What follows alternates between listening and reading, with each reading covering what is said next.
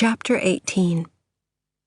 In the morning they lay in each other's arms long after the sun had come into the room.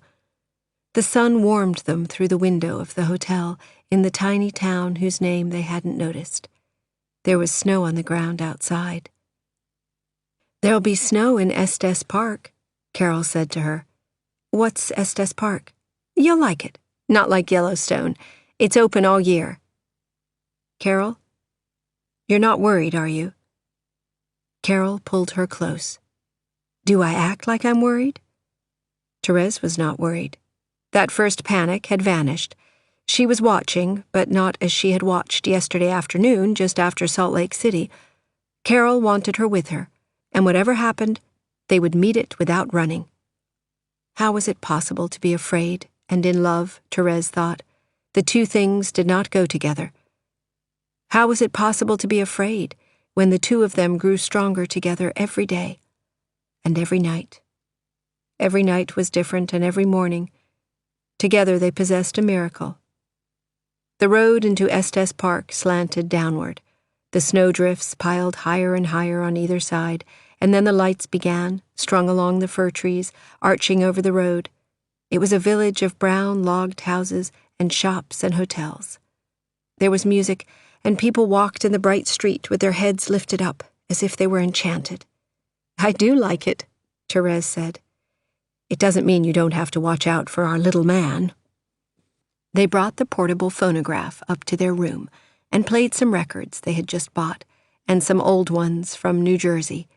Therese played Easy Living a couple of times, and Carol sat across the room watching her, sitting on the arm of a chair with her arms folded. "What a rotten time I give you, don't I?" "Oh, Carol!" Therese tried to smile.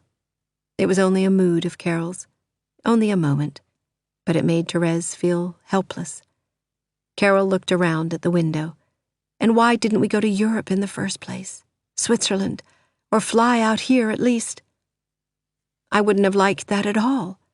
Therese looked at the yellow suede shirt that Carol had bought for her, which hung over the back of a chair. Carol had sent Rindy a green one. She had bought some silver earrings, a couple of books, and a bottle of triple sec. Half an hour ago they had been happy, walking through the streets together. "It's that last rye you got downstairs," Therese said. "Rye depresses you." "Does it? Worse than brandy." "I'm going to take you to the nicest place I know this side of Sun Valley," she said. "What's the matter with Sun Valley?" She knew Carol liked skiing. "Sun Valley just isn't the place," Carol said mysteriously. "This place is near Colorado Springs." In Denver, Carol stopped and sold her diamond engagement ring at a jeweler's. Therese felt a little disturbed by it, but Carol said the ring meant nothing to her, and she loathed diamonds anyway. And it was quicker than wiring her bank for money. Carol wanted to stop at a hotel a few miles out from Colorado Springs, where she had been before, but she changed her mind almost as soon as they got there. It was too much like a resort, she said, so they went to an hotel that backed on the town and faced the mountains. Their room was long from the door to the square floor-length windows that overlooked a garden, and beyond the red and white mountains. There were touches of white in the garden, odd little pyramids of stone, a white bench or a chair, and the garden looked foolish compared to the magnificent land that surrounded it, the flat sweep that rose up into mountains upon mountains, filling the horizon like half a world. The room had blonde furniture about the color of Carol's hair, and there was a bookcase as smooth as she could want it, with some good books amid the bad ones, and Therese knew she would never read any of them while they were here. A painting of a woman in a large black hat and a red scarf hung above the bookcase, and on the wall near the door was spread a pelt of brown leather, not a real pelt, but something someone had cut out of a piece of brown suede. Above it was a tin lantern with a candle. Carol also rented the room next to them, which had a connecting door, though they did not use it even to put their suitcases in. They planned to stay a week, or longer if they liked it. On the morning of the second day, Therese came back from a tour of inspection of the hotel grounds and found Carol stopped by the bed table. Carol only glanced at her, and went to the dressing table and looked under that, and then to the long built-in closet behind the wall panel. "That's that," Carol said. "Now let's forget it." Therese knew what she was looking for.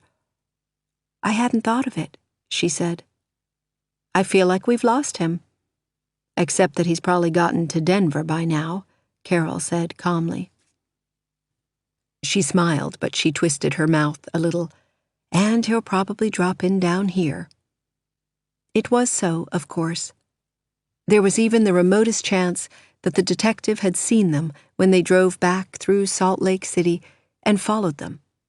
If he didn't find them in Salt Lake City, he might inquire at the hotels. She knew that was why Carol had left the Denver address. In fact, because they hadn't intended to go to Denver. Therese flung herself in the armchair and looked at Carol. Carol took the trouble to search for a dictaphone, but her attitude was arrogant. She had even invited trouble by coming here, and the explanation, the resolution of those contradictory facts, was nowhere but in Carol herself, unresolved in her slow, restless step as she walked to the door now and turned, in the nonchalant lift of her head, and in the nervous line of her eyebrows that registered irritation in one second and in the next were serene. Therese looked at the big room, up at the high ceiling, at the large, square, plain bed, the room that for all its modernness had a curiously old-fashioned, ample air about it that she associated with the American West, like the oversized Western saddles she had seen in the riding stable downstairs. A kind of cleanness as well. Yet Carol looked for a dictaphone. Therese watched her, walking back towards her, still in her pajamas and robe. She had an impulse to go to Carol, crush her in her arms, pull her down on the bed, and the fact that she didn't now made her tense and alert, filled her with a repressed but reckless exhilaration. Carol blew her smoke up into the air. "I don't give a damn. I hope the papers find out about it and rub Harge's nose in his own mess. I hope he wastes $50,000. Do you want to take that trip that bankrupts the English language this afternoon? Did you ask Mrs. French yet?" They had met Mrs. French last night in the game room of the hotel. She hadn't a car, and Carol had asked her if she would like to take a drive with them today. "I asked her," Therese said. "She said she'd be ready right after lunch. Wear your suede shirt." Carol took Therese's face in her hands, pressed her cheeks, and kissed her. "Put it on now." It was a 6 or 7 hour trip to the Cripple Creek gold mine, over Ute Pass and down a mountain. Mrs. French went with them, talking the whole time. She was a woman of about 70 with a Maryland accent and a hearing aid, ready to get out of the car and climb anywhere, though she had to be helped every foot of the way. Therese felt very anxious about her, though she actually disliked even touching her. She felt if Mrs. French fell, she would break in a million pieces. Carol and Mrs. French talked about the state of Washington, which Mrs. French knew well, since she had lived there for the past few years with one of her sons. Carol asked a few questions, and Mrs. French told her all about her 10 years of traveling since her husband's death, and about her 2 sons, the one in Washington and the one in Hawaii who worked for a pineapple company. And obviously Mrs. French adored Carol, and they were going to see a lot more of Mrs. French. It was nearly 11 when they got back to the hotel. Carol asked Mrs. French to have supper in the bar with them, but Mrs. French said she was too tired for anything but her shredded wheat and hot milk, which she would have in her room. "I'm glad," Therese said when she had gone. "I'd rather be alone with you." "Really, Miss Bellovit? Whatever do you mean?" Carol asked as she opened the door into the bar. "You'd better sit down and tell me all about that." But they were not alone in the bar more than 5 minutes. 2 men, one named Dave and the other whose name Therese at least did not know and did not care to, came over and asked to join them. They were the 2 who had come over last night in the game room and asked Carol and her to play gin rummy. Carol had declined last night. Now she said, "Of course, sit down." Carol and Dave began a conversation that sounded very interesting, but Therese was seated so that she couldn't participate very well. And the man next to Therese wanted to talk about something else, a horseback trip he had just made around Steamboat Springs. After supper, Therese waited for a sign from Carol to leave, but Carol was still deep in conversation. Therese had read about that special pleasure people got from the fact that someone they loved was attractive in the eyes of other people, too. She simply didn't have it. Carol looked at her every now and then and gave her a wink. So Therese sat there for an hour and a half and managed to be polite because she knew Carol wanted her to be. The people who joined them in the bar and sometimes in the dining room did not annoy her so much as Mrs. French, who went with them somewhere almost every day in the car. Then an angry resentment that Therese was actually ashamed of would rise in her because someone was preventing her from being alone with Carol. "Darling, did you ever think you'll be 71 too someday?" "No," Therese said. But there were other days when they drove out into the mountains alone, taking any road they saw.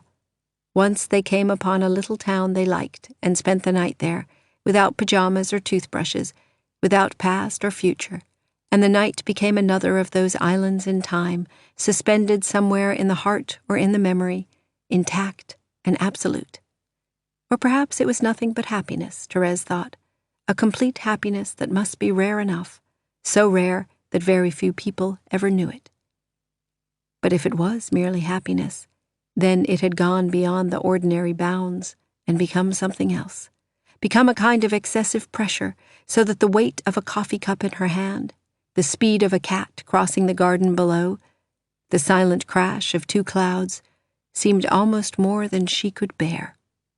And just as she had not understood a month ago the phenomenon of sudden happiness, she did not understand her state now, which seemed an aftermath. It was more often painful than pleasant, and consequently she was afraid she had some grave and unique flaw. She was as afraid sometimes as if she were walking about with a broken spine. If she ever had an impulse to tell Carol, the words dissolved before she began, in fear and in her usual mistrust of her own reactions, the anxiety that her reactions were like no one else's, and that therefore not even Carol could understand them. In the mornings, they generally drove out somewhere in the mountains and left the car so they could climb up a hill. They drove aimlessly over the zigzagging roads that were like white chalk lines connecting mountain point to mountain point. From a distance, one could see clouds lying about the projecting peaks, so it seemed they flew along in space, a little closer to heaven than to earth. Therese's favorite spot was on the highway above Cripple Creek, where the road clung suddenly to the rim of a gigantic depression. Hundreds of feet below lay the tiny disorder of the abandoned mining town. There the eye and the brain played tricks with each other, for it was impossible to keep a steady concept of the proportion below, impossible to compare it on any human scale. Her own hand held up in front of her could look Lilliputian or curiously huge, and the town occupied only a fraction of the great scoop in the earth, like a single experience, a single commonplace event, set in a certain immeasurable territory of the mind.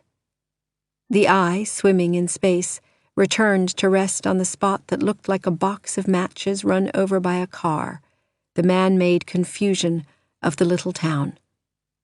Always Therese looked for the man with the creases on either side of his mouth, but Carol never did. Carol had not even mentioned him since their second day at Colorado Springs, and now 10 days had passed. Because the restaurant of the hotel was famous, new people came every evening to the big dining room, and Therese always glanced about, not actually expecting to see him, but as a kind of precaution that had become a habit. But Carol paid no attention to anyone except Walter, their waiter, who always came up to ask what kind of cocktail they wanted that evening.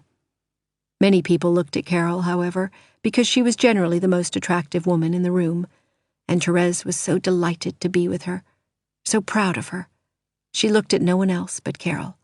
Then, as she read the menu, Carol would slowly press Therese's foot under the table to make her smile. "What do you think about Iceland in the summer?" Carol might ask, because they made a point of talking about travel if there was a silence when they first sat down. "Must you pick such cold places? When'll I ever work?" "Don't be dismal. Shall we invite Mrs. French? Think she'd mind our holding hands?" One morning there were 3 letters, from Rindy, Abby, and Danny. It was Carol's second letter from Abby, who had had no further news before, and Therese noticed Carol opened Rindy's letter first. Danny wrote that he was still waiting to hear the outcome of 2 interviews about jobs, and reported that Phil said Harkavy was going to do the sets for the English play called The Faint Heart in March. "Listen to this," Carol said. "Have you seen any armadillos in Colorado? Can you send me one, because the chameleon got lost? Daddy and I looked everywhere in the house for him, but if you send me the armadillo, it will be big enough not to get lost." New paragraph. "I got 90 in spelling but only 70 in arithmetic. I hate it. I hate the teacher. Well, I must be closing. Love to you and to Abby. Rindy. XX. P.S. Thank you very much for the leather shirt. Daddy bought me a 2-wheel bike, regular size, that he said I was too small for Christmas. I am not too small. It is a beautiful bike. Period." What's the use? Harge can always top me. Carol put the letter down and picked up Abby's. "Why did Rindy say love to you and to Abby?"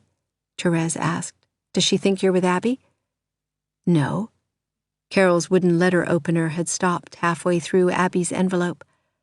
"I suppose she thinks I write to her," she said, and finished slitting the envelope. "I mean, Harge wouldn't have told her that, would he?" "No, darling," Carol said preoccupiedly, reading Abby's letter. Therese got up and crossed the room and stood by the window looking out at the mountains. She should write to Harkavy this afternoon, she thought, and ask him if there was a chance of an assistant's job with his group in March. She began composing the letter in her head. The mountains looked back at her like majestic red lions, staring down their noses. Twice she heard Carol laugh, but she did not read any of the letter aloud to her. "No news?" Therese asked when she was finished. "No news."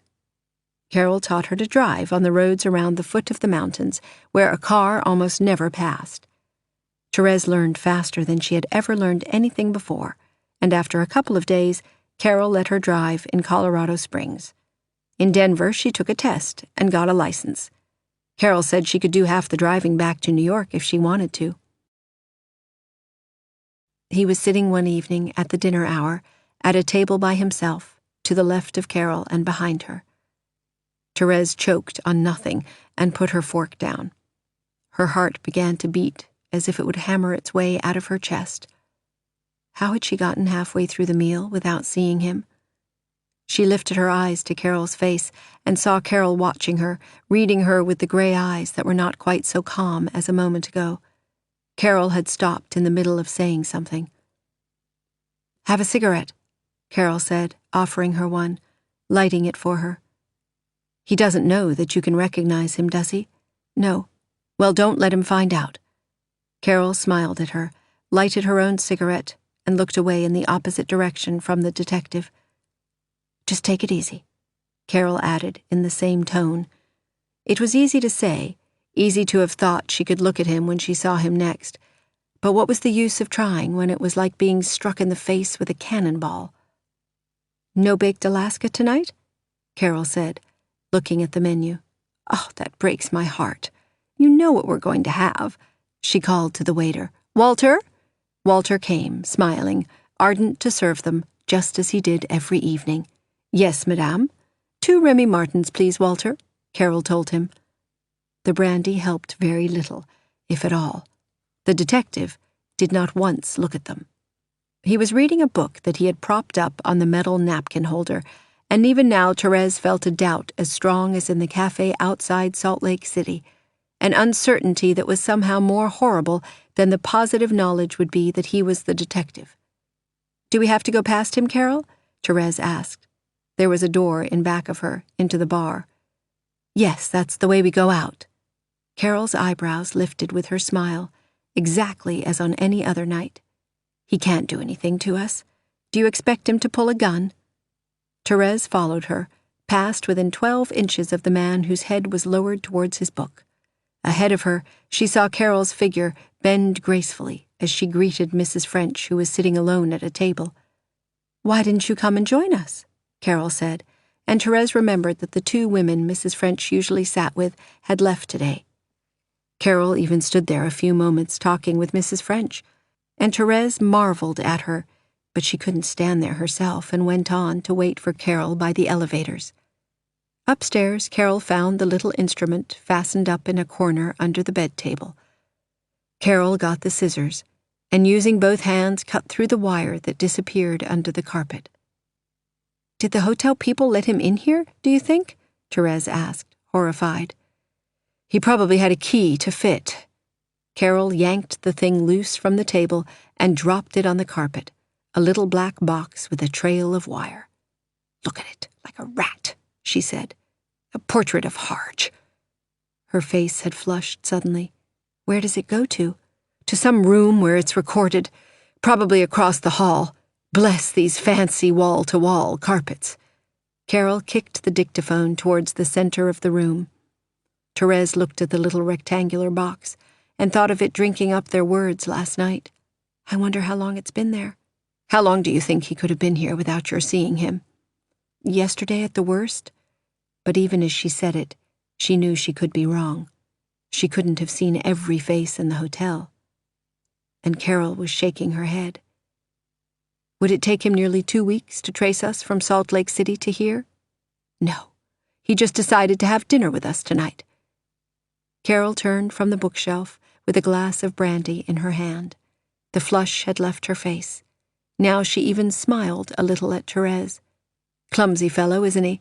She sat down on the bed, swung a pillow behind her, and leaned back. "Well, we've been here just about long enough, haven't we?"